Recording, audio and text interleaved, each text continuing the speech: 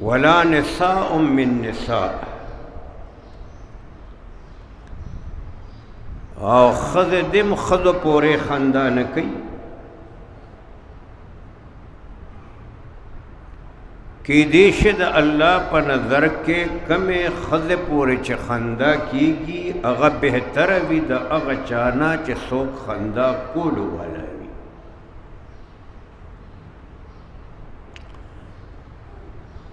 دا دی جملو بنیادی مقصد دا ہے چې څوک د خپل ځان د چا نه لوی نه ګڼي،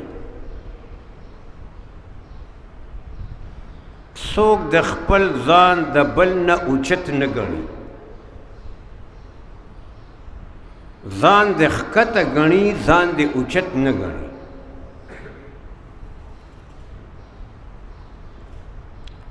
ځکه لویوالی اوچتوالی او عظمت دا د الله پاک صفت دی،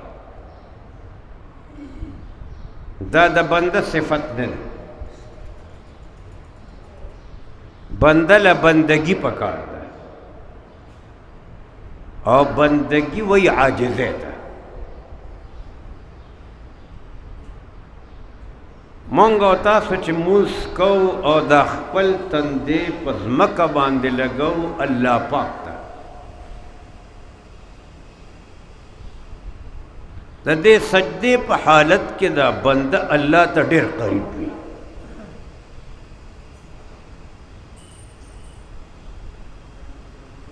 د هغې وجه دا ده چې دا تندې په ځمکه باندې لګول د انتهایی درجه عاجزۍ علامت دی، د تواضع علامت. نو الله پاک په دې عاجزۍ باندې د بنده ډېر خوشحالېږي. غرض دا چې الله رب العزت بندگانو ته دا تعلیم ورکوي چې ګورئ لویي زما صفت دی، دا ستاسو کار نه دی، تاسو د لویۍ خبره مه کوئ، ځان د چا نه لوی مه ګڼئ، تاسو مخلوق یې، تاسو بندگان یې. د بندګۍ او د مخلوقیت تقاضا عاجزي ده. او څوک چې ځان د چا نه لوی ګڼي، بیا د دې مقصد دا شو چې دې بل حقیر او کمزوري ګڼي. ځکه چې ځان اوچت ګڼي خو بل ورته کمزوري ښکاري، بل ورته سپک ښکاره کېږي. الله فرمایي چاته سپک مه ګورئ، څوک سپک مه ګڼئ. د عزت والا، د عظمت والا، د الله رب العزت بنسبت باندې یو صفت د انسان او هغه تقوا ده. ان اکرمکم عند الله اتقاکم. دا الله په نظر کې پتا سو کې عزت والا، عظمت والا چې دی هغه کس چې په هغه کې تقوا وي. څوک چې څومره زیات تقوادار وي هغه د الله په نظر کې اوچت دی، هغه د الله په نظر کې عظمت والا دی. نو د عظمت معیار چې دی د بنده هغه د الله یره ده او هغه تقوا ده، هغه پرهیزګاري ده.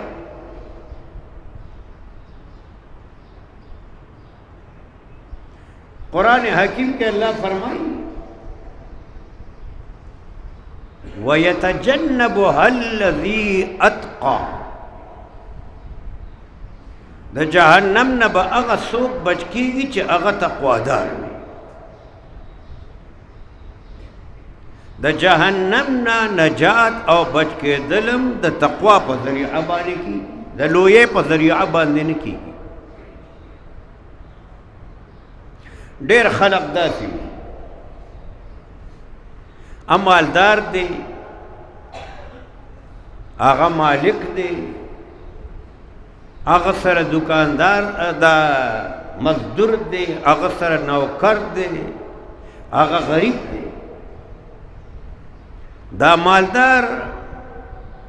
هغه غریب ته په سپک نظر باندې ګوري،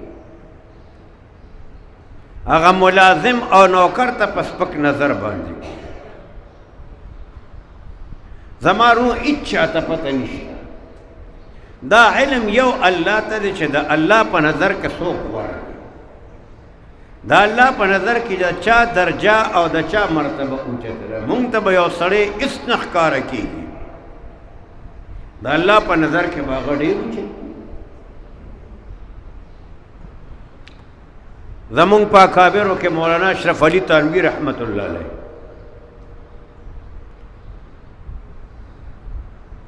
د پیر چې د چا نه دی بیعت کړی دی او د علماء دیوبند ګڼو خلقو د هغه نه بیعت کړی دی، حاجی امداد الله مهاجر مکی رحمه الله. مولانا تانوی رحمت الله تعالی علیہ د حاجی امداد الله مهاجر مکی رحمه الله په حواله باندې واقعه بیان او واقعه حاجی امداد الله سے بیان کړی. حاجی امداد الله سے فرمائی زما استاد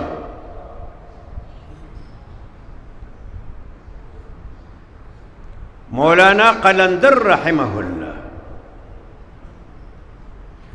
او دا د جلال آباد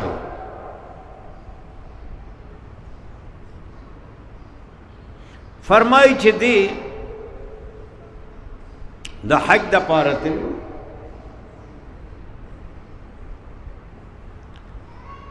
او دا داسې بزرګو چې دا بزرګي او دغه سعادت ډېرو کمو خلکو ته ملاویږي. حاجی امداد الله مهاجر مکی رحمت الله علیه فرمائی زما دا استاد داسې و چې هر شپه به د رسول الله علیه السلام په خوب کې زیارت کولو. یو شپه دوه شپه هر شپه د رسول الله علیه السلام دیدار به په خوب کې کول.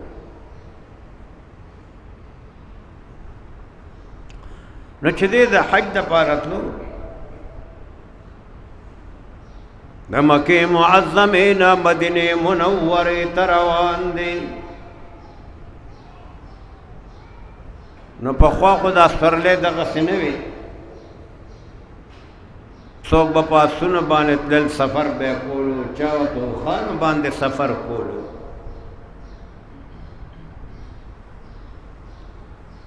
فرمایي دا بزرګ زما استاد د اوښ په ذریعه باندې مدینې منورې ته روان دی. کم کس چې جمال دی هغه اوښ والا هغه یو نوجوان دی. دته پته نه وه هغه اوښ والا چې و هغه سید و، آل رسول کې شامل چې واقعي آل رسول او واقعي سید وي. هغه به د خپل نیکه په نقش قدم باندې هم رواني. ما عرض کو مولانا قلندر رحمت الله تعالی علیہ د حاجی امداد الله مهاجر مکی رحمت الله علیہ دا استاد پس خبره باندې غصه ورغله.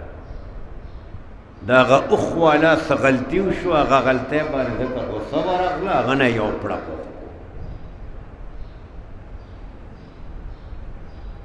چې پړق یې ترېنه وښکو،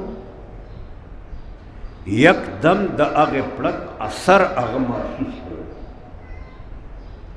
هغه د رسول الله علیه السلام زیارت چې به هره شپه کولو په خوب کې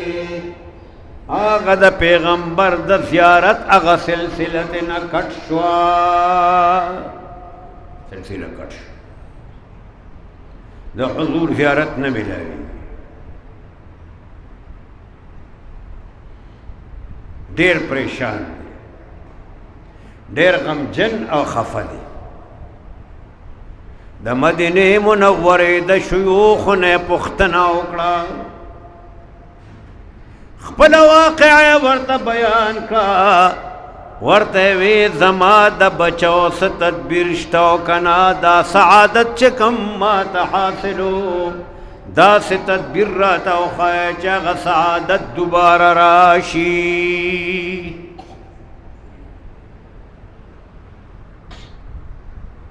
د مدینه منوره شیوخ ورته وی چې دا خبره زموږ د قانون دا سے تدبیر تا بنگ نشو خولی البتہ یو خبر دا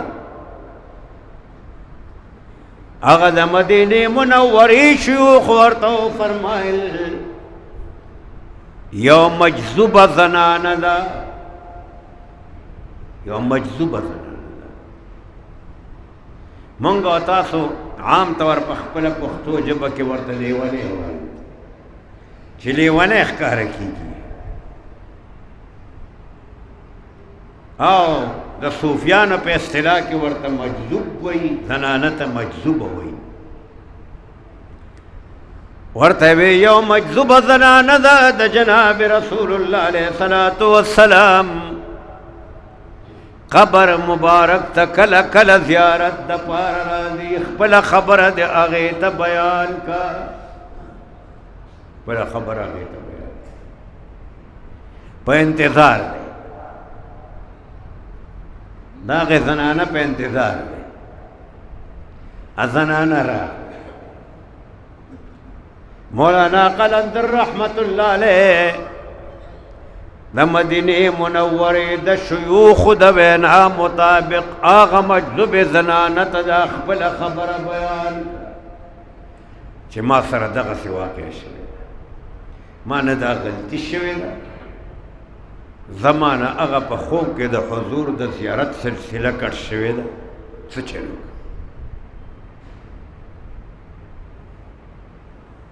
فرمایي هغه زنانه چې کله د دا خبره واورېدله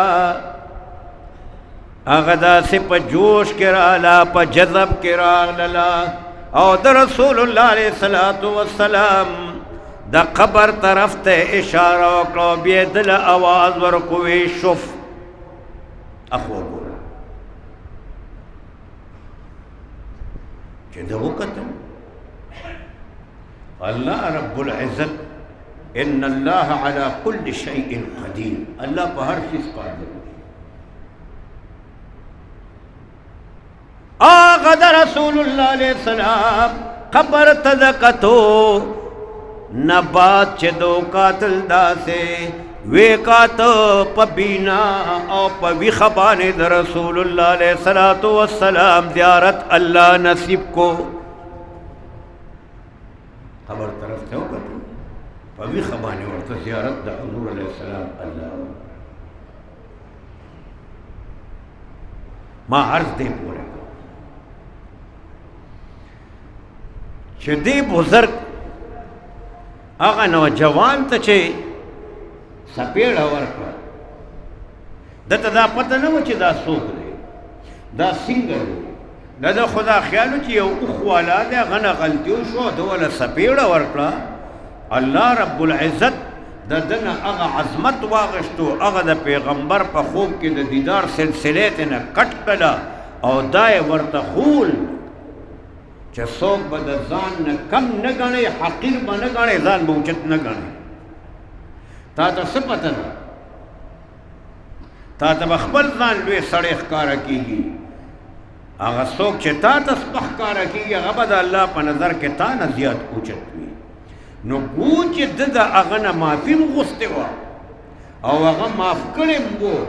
لیکن بیا هم دغه یوې سپېړې په وجه باندې الله پاک ده ته زونه زوره او بیا مسئلې حل پسې شوله دا خو لوی بزرګ دی لوی عالم دی مسئله الله رب العزت ته یو داسې زنانه په ذریعه باندې حل کړل چې هغه مجذوبه زنانه